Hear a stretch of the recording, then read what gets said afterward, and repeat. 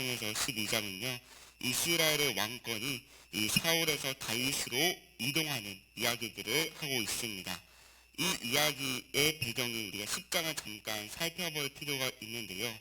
이 10장에서는 이스라엘이 블레셋과의 큰 전투에서 패배하게 되고 사울 왕과 그의 아들들, 세 왕자가 모두 죽게 되는 처참한 상황을 이야기해주고 있습니다. 역대상 10장 8절 말씀인데요. 이튿날에 블레셋 사람들이 와서 죽임을 당한 자의 옷을 벗기다가 사울과 그의 아들들이 길보아 산에 엎드려졌음을 보고 사울 왕과 사울의 아들들, 왕자들이 모두 길보아 산에서 죽게 됩니다. 이스라엘 백성들에게는 아주 끔찍한 충격적인 소식인 것이죠. 그런데 이 왕과 왕자가 죽었다는 이 소식보다 더 충격적인 소식이 있었습니다. 바로 무엇이었냐면 그들이 길보아 산에서 죽었다는 사실입니다.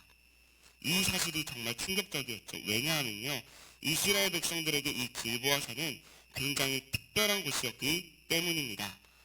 사사 드보라가 철병거 900대를 부쉈던 곳이 길보아 산이었고, 사사 기드온이 모레알처럼 많았던 미디안 군대를 이겼던 곳도 바로 이 길보아 산이었습니다. 저희 사진을 한번 띄워주실까요? 이렇게 드보라와 우리 기드온이 싸웠던 곳 옆에 보면 동그랗게 이 길보아 산이 있습니다. 이렇게 길보아 산은 언제나 하나님의 구원이, 하나님의 샬롬이 선포되었던 곳이었습니다. 그런데 그 길보아 산에서 사울 왕과 그 아들들이 모두 죽게 된 것입니다. 그러니 엄청나게 충격적인 것이죠. 하나님의 구원이, 하나님의 샬롬이 이스라엘을 떠났다는 소식이죠. 이 소식을 들은 이스라엘은 어떻게 반응했을까요? 사무엘상 31장 7절에서 이렇게 반응하는데요. 7절을 함께 읽겠습니다. 시작. 골짜기 저쪽에 있는 이스라엘 사람과 요단 건너쪽에 있는 자들이 이스라엘 사람들이 도망한 것과 사울과 그의 아들들이 죽었음을 보고 성읍들을 버리고 도망하매 블레셋 사람들이 이르러 거기에서 사니라. 아멘. 이스라엘 백성들이 자기의 성읍과 기업을 버리고 도망치기 시작합니다. 자기의 기업을 버리고 이스라엘이 온 땅으로 흩어지고 나눠지기 시작하는 거죠. 그리고 그 이스라엘의 기업과 땅은 비어졌습니다. 땅이 비어진 것처럼 이스라엘의 왕자도 비어졌습니다. 사울 왕이 죽고 이 왕의 자리가 비어있는 거죠. 이런 사람들이 가만히 뒀을까요? 아니겠죠. 사울의 넷째 아들인 넷째 왕자 이스보셋과 군대 장관이었던 아브넬이 이 자리를 두고 서로 권력 다툼을 하기 시작합니다. 그야말로 이스라엘은 흩어지고 나눠지고 쪼개져서 서로 갈등하는 아주 혼란스러운 상황이었음을 오늘 10장이 말해주고 있는 것이죠.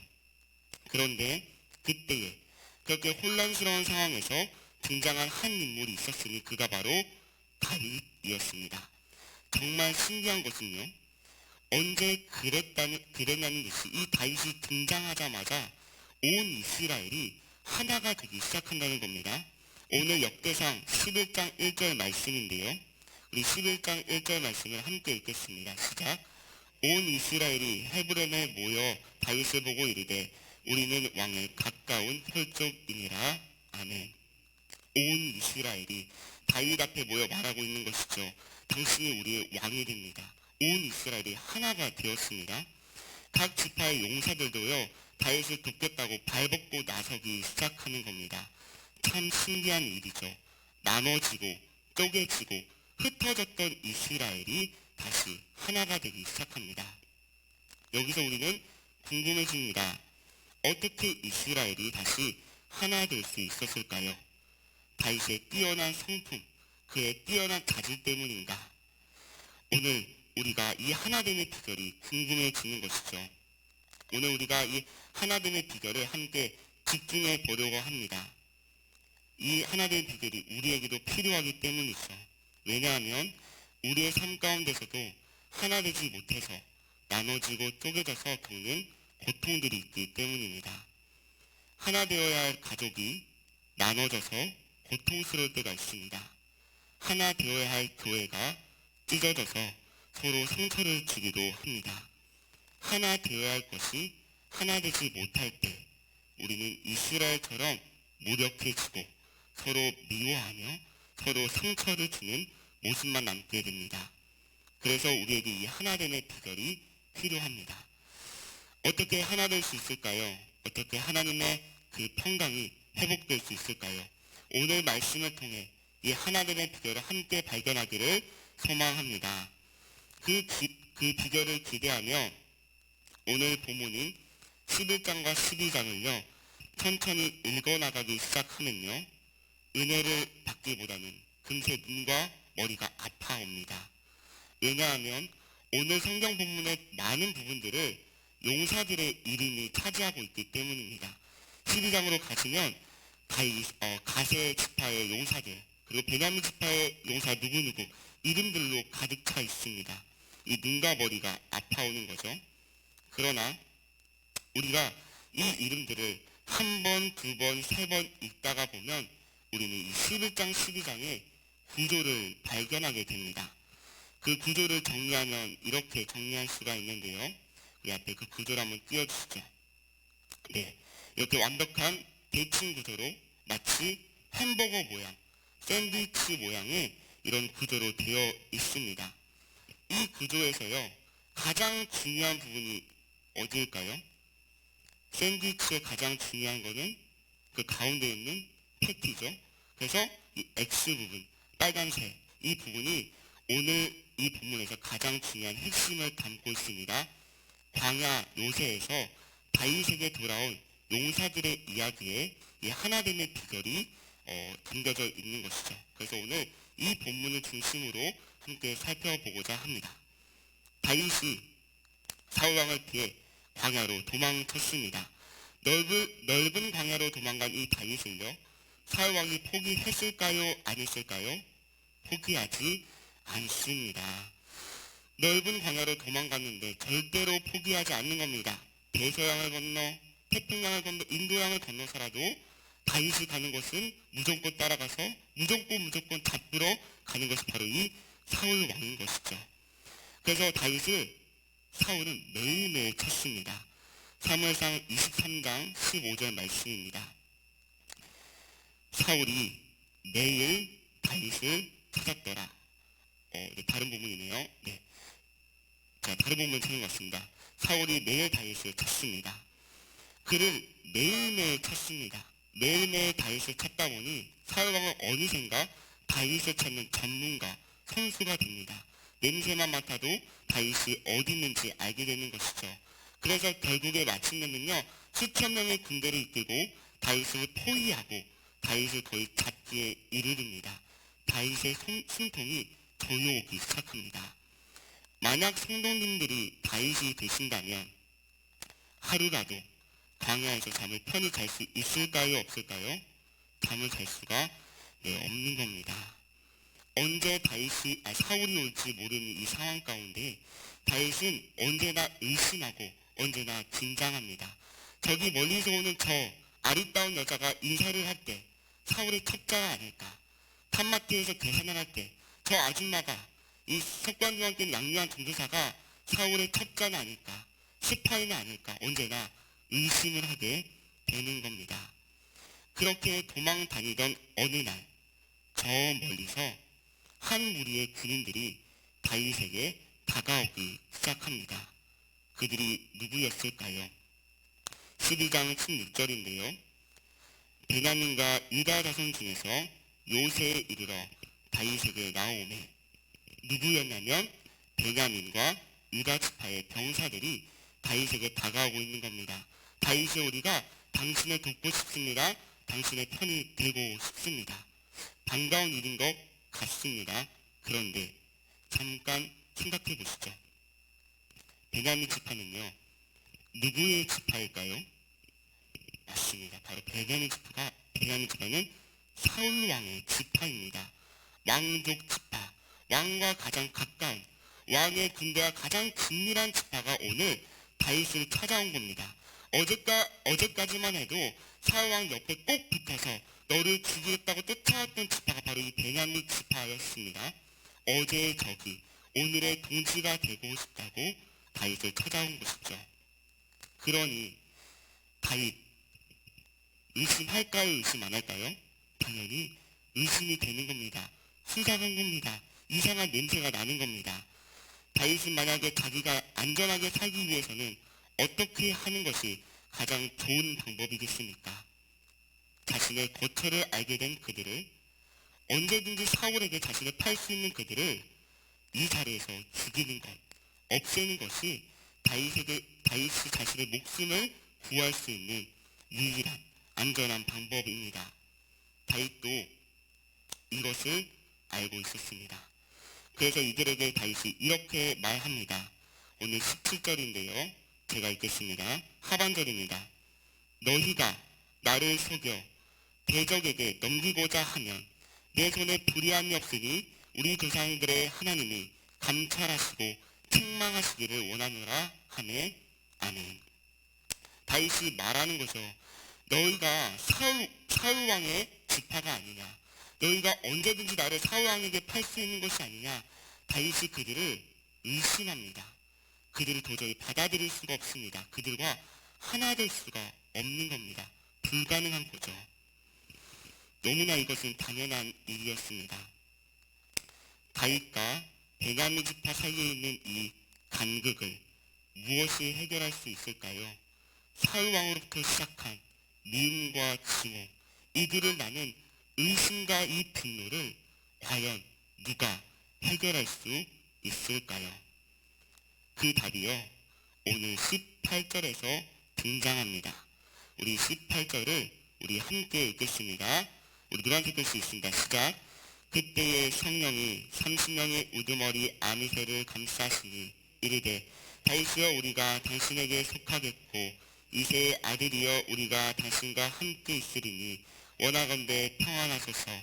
당신도 평안하고 당신을 돕는 자에게도 평안이 있을지니 이는 당신의 하나님이 당신을 도우심이니라 한지라.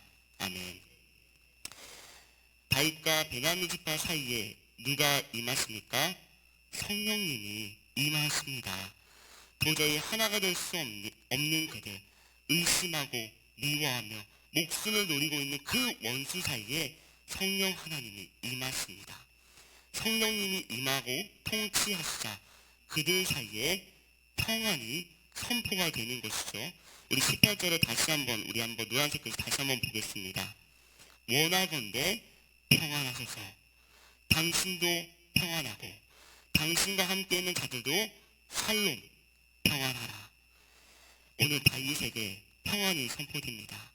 이전에 다윗의 삶 가운데 평안이 없었거든요. 사울왕 때문에 평안하지 않았거든요. 그에게 필요한 그 평강이 샬롬이 선포됩니다. 이스라엘 지파에게 필요했던 그 평강이 성령이 임하시자 선포되기 시작하는 것이죠. 그리고 나서 우리가 도저히 상상하지 못하는, 우리가 할 수 없는 일이 일어나기 시작합니다. 우리 18절 하반절인데요. 함께 읽겠습니다. 시작. 다윗이 그들을 받아들여 군대의 지휘관을 삼았더라. 아멘. 다윗이 베냐민 지파를 군대 지휘관으로 삼습니다. 그들을 총서부, 말달 사원, 언제나 죽여도 상관없는 자들로 여기는 것이 아니라 다윗의 모든 것을 나누는, 생명조차 나누는 군대 지휘관, 하나의 공동체, 하나의 생명으로, 하나의 이스라엘로 탄생하게 되는 것이죠. 성도 여러분, 누가 나눠진 것을 하나 되게 하십니까? 누가 미움과 증오, 우리의 분노와 의심으로 쪼개지고 나눠진 것을 하나로 합치십니까? 바로 성령님이십니다. 오직 성령이 통치하실 때에, 성령 하나님이 우리를 다스리실 때에 우리가 하나로 회복될 수가 있는 겁니다. 이스라엘은요, 언제나 대단한 사람을 기대했습니다. 이스라엘을 하나로 묶어줄 수 있는, 이스라엘을 하나로 회복시켜줄 수 있는 사람, 대단한 사람, 탁월한 사람을 기대했습니다. 그러나 그렇게 기대하고 고대했던 사울왕은 실패했고 오늘 본문에서 우리가 기대했던 다윗 왕조차도 의심하고 하나 될 수 없었습니다. 그러나 없었습니다. 이 하나됨의 비결이 사람의 탁월함에 있지 않다는 것이죠.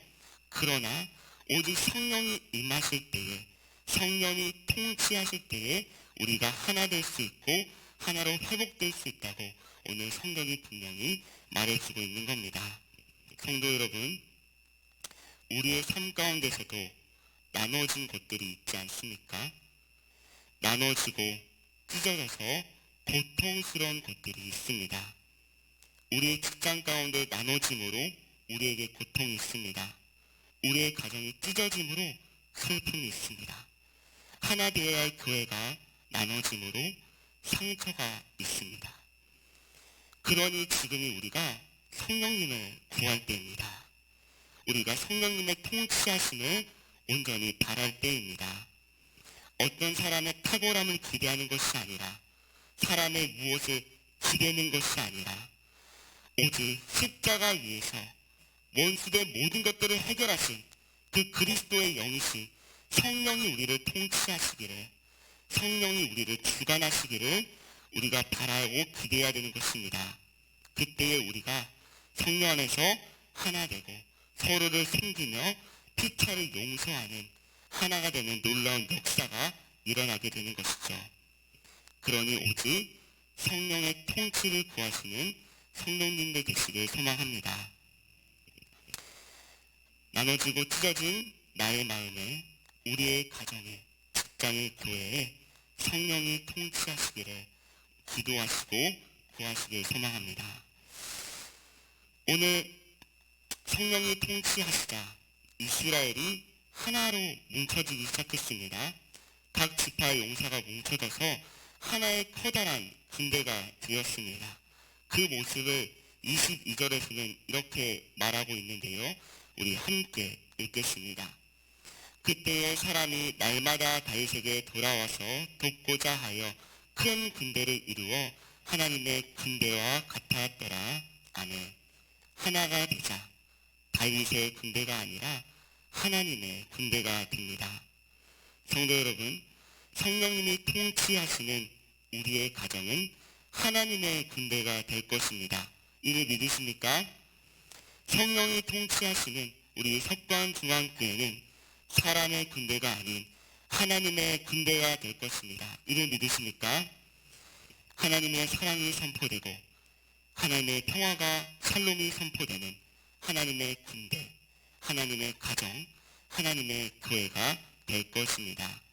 오늘 하루도 이 말씀을 힘있게 붙드시며 성령의 통치 아래서 하나됨의 평화를 누리시고 하나님의 평화를 선포하시는 우리 모든 성도님들 되시기를 소망합니다. 우리 함께 기도하시겠습니다. 하나님, 우리의 삶 가운데에 나눠짐이 있습니다. 우리의 마음이 나눠져 있고 우리의 가정에 아픔이 있고 우리의 교회에 상처가 있습니다. 나눠진 우리 마음 가운데 성령님 임해 주시고 우리의 가정과 우리의 교회를 통치해 주시옵소서. 성령 안에서 서로 용납하고 서로 사랑하며 서로 하나 되는 하나님의 공동체로 회복시켜 주시옵소서. 예수님의 이름으로 기도드렸습니다. 아멘.